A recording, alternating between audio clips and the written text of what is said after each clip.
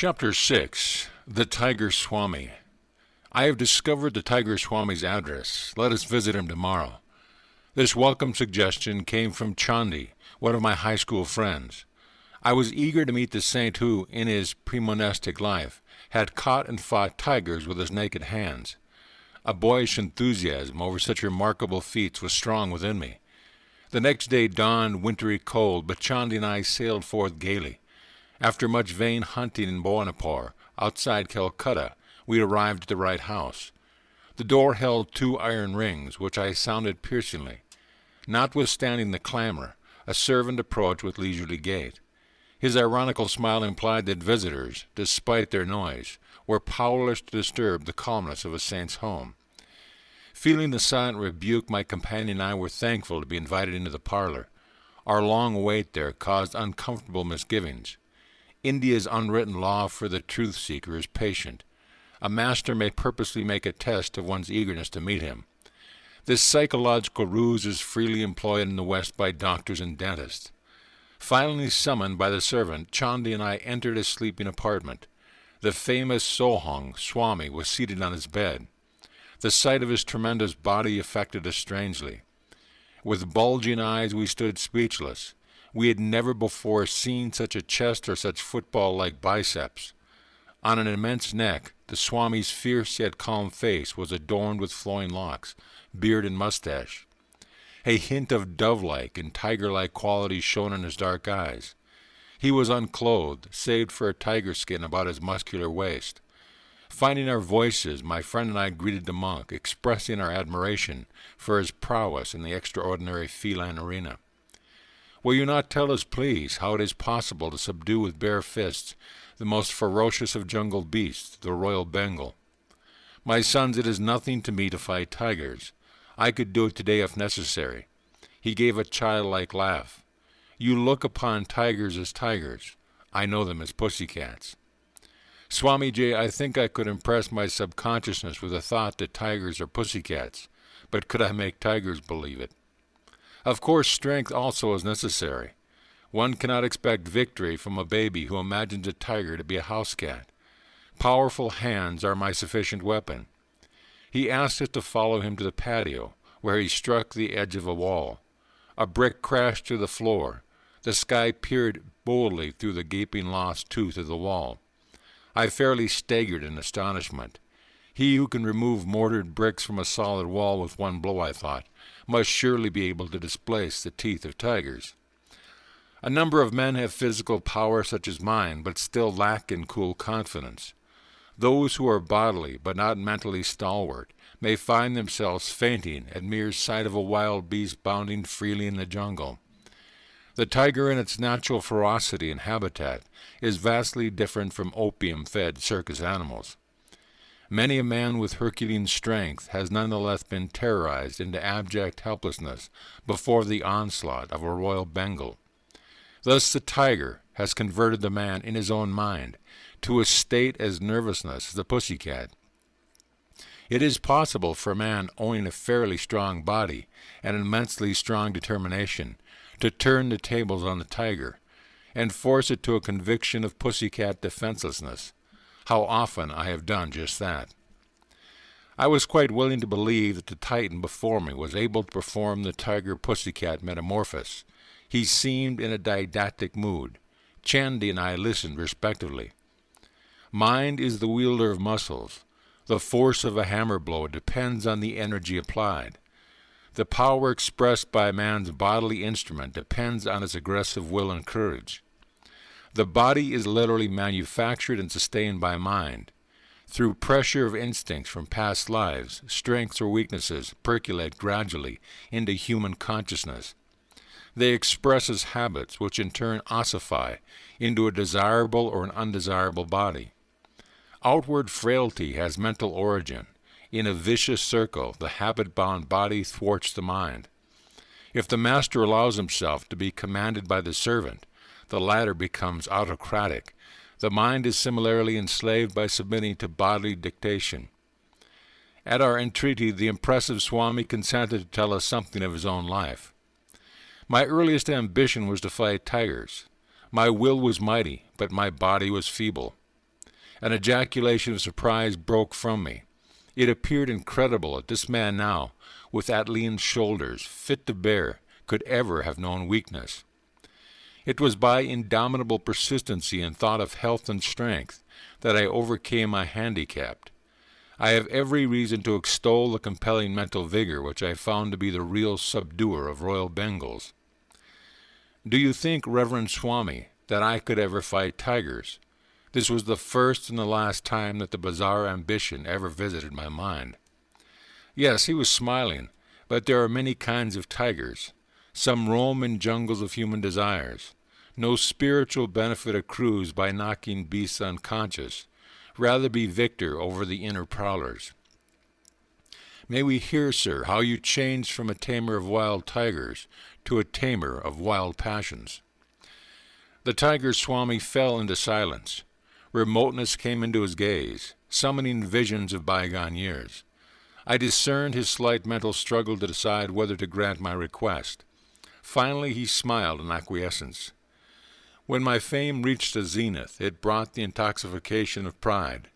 I decided not only to fight tigers, but to display them in various tricks. My ambition was to force savage beasts to behave like domesticated ones. I began to perform my feats publicly with gratifying success. One evening my father entered my room in pensive mood. "Son, I have words of warning. I would save you from coming ills produced by the grinding wheels of cause and effect." "Are you a fatalist, father? Should superstition be allowed to discolor the powerful waters of my activities?" "I am no fatalist, son, but I believe in the just law of retribution, as taught in the Holy Scriptures. There is resentment against you in the jungle family. Sometime it may act to your cost." "Father, you astonish me. You well know what tigers are beautiful but merciless. Even immediately after an enormous meal of some helpless creature, a tiger is fired with fresh lust at the sight of new prey. It may be a joyous gazelle, frisking over the jungle grass. Capturing it and biting an opening in the soft throat, the malevolent beast tastes only a little of the mutely crying blood and goes its wanton way. Tigers are the most contemptible of the jungle breed. Who knows? My blows may inject some slight sanity of consideration into their thick heads. I am headmaster in a forest finishing school to teach them gentle manners. Please, father, think of me as tiger tamer and never as a tiger killer. How could my good actions bring ill upon me? I beg you not to impose any command that I change my way of life." Chandy and I were all attention, understanding the past dilemma. In India, a child does not lightly disobey his father's wishes. In stoic silence, father listened to my explanation. He followed it with a disclosure, which he uttered gravely. "Son, you compel me to relate an ominous prediction from the lips of a saint. He approached me yesterday as I sat on the veranda in my daily meditation. 'Dear friend, I come with a message for your belligerent son. Let him cease his savage activities. Otherwise his next tiger encounter shall result in his severe wounds, followed by 6 months of deathly sickness. He shall then forsake his former ways and become a monk.' This tale did not impress me. I considered that father had been the credulous victim of a deluded fanatic. The tiger Swami made this confession with an impatient gesture, as though at some stupidity. Grimly silent for a long time, he seemed oblivious of our presence. When he looked up at the dangling thread of his narrative, it was suddenly with a subdued voice. "Not long after father's warning, I visited the capital city of Coach Behar. The picturesque territory was new to me, and I expected a restful change. As usual everywhere, a curious crowd followed me on the streets. I would catch bits of whispered comment. 'This is the man who fights wild tigers. Has he legs or tree trunks? Look at his face. He must be an incarnation of the king of tigers himself.' You know how village urchins function like final editions of the newspaper. With what speed do the even later speech bulletins of the women circulate from house to house? Within a few hours, the whole city was in a state of excitement over my presence. I was relaxing quietly in the evening when I heard the hoofbeats of galloping horses. They stopped in front of my dwelling place. It came a number of tall, turbaned policemen. I was taken aback. All things are possible under these creatures of human law. I wonder if they are going to take me to task about matters utterly unknown to me, but the officers bowed with unwonted courtesy. Honored Sir, we are sent to welcome you on behalf of the Prince of Cooch Behar. He is pleased to invite you to his palace tomorrow morning. I speculated a while on the prospect. For some obscure reason, I felt sharp regret at this interruption of my quiet trip, but the supplicant manner of the policeman moved me. I agreed to go. I was bewildered the next day to be obsequiously escorted from my door into a magnificent coach drawn by 4 horses. A servant held an ornate umbrella to protect me from the scorching sunlight. I enjoyed the pleasant trip through the city and its woodland outskirts. The royal scion himself was at the palace door to welcome me. He proffered his own gold-brooch seat, smiling, placing himself in a chair of simpler design. All this politeness is certainly going to cost me something, I thought in mounting astonishment. The prince's motive emerged after a few casual remarks. My city is filled with a rumor that you can fight wild tigers with nothing more than your naked hands. Is it a fact? It is quite true. I can scarcely believe it. You are a Calcutta Bengali, nurtured on the white rice of city folk. Be frank, please. Have you not been fighting only spineless, opium-fed animals? His voice was loud and sarcastic, tinged with provincial accent. I vouchsafed no reply to his insulting question. I challenge you to fight my newly caught tiger, Raja Begum. If you can successfully resist him, bind him with a chain and leave his cage in a conscious state. You shall have this royal Bengal. Several thousand rupees and many other gifts shall also be bestowed. If you refuse to meet him in combat, I shall blazon your name throughout the state as an impostor. His insolent words struck me like a volley of bullets.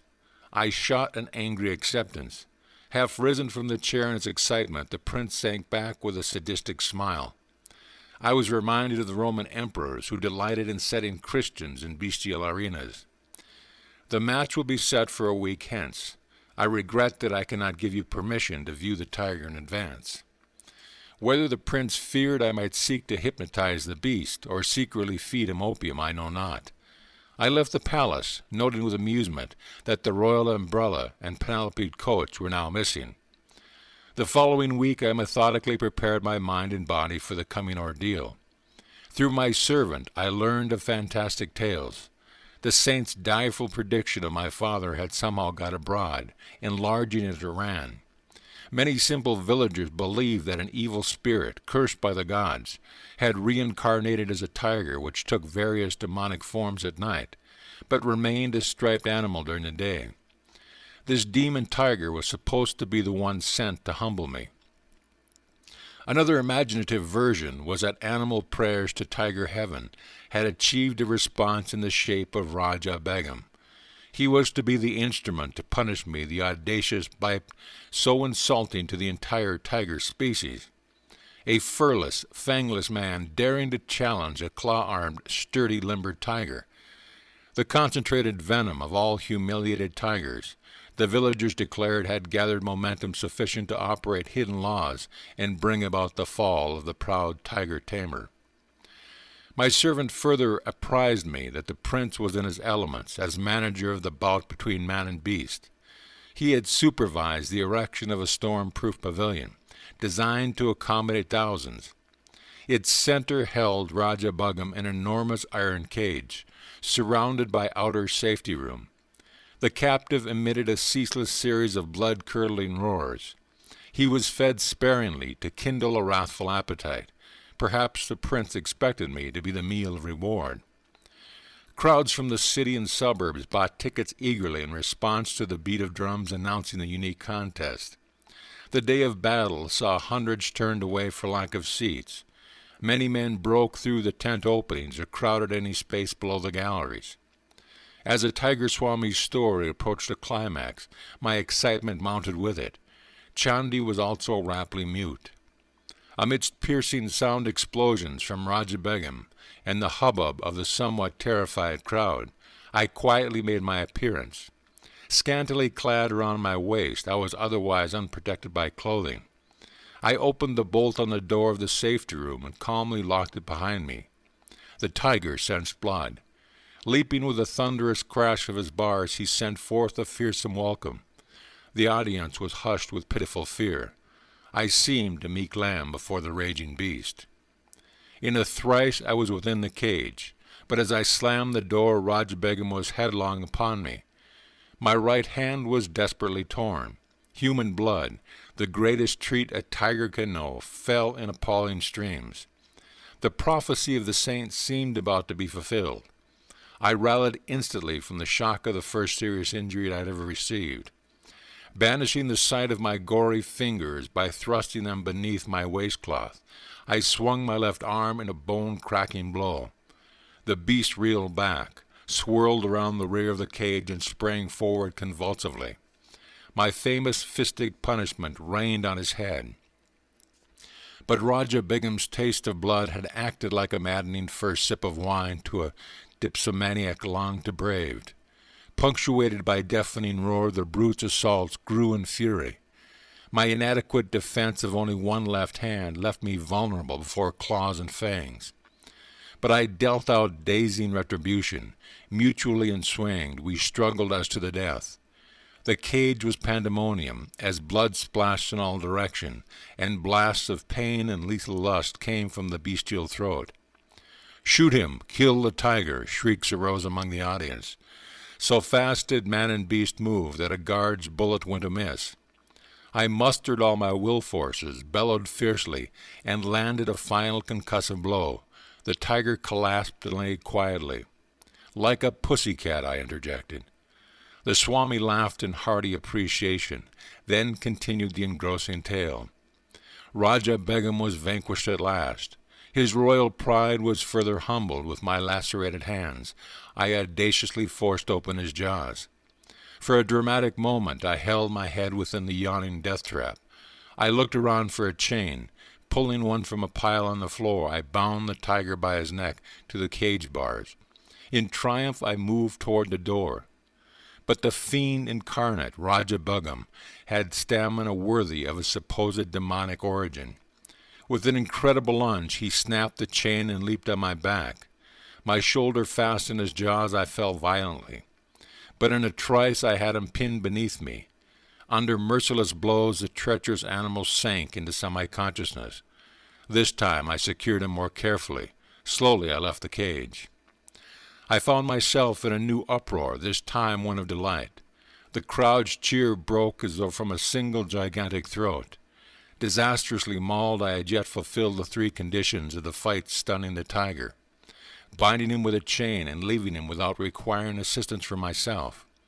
In addition, I had so drastically injured and frightened the aggressive beast that he had been content to overlook the opportune prize of my head in his mouth.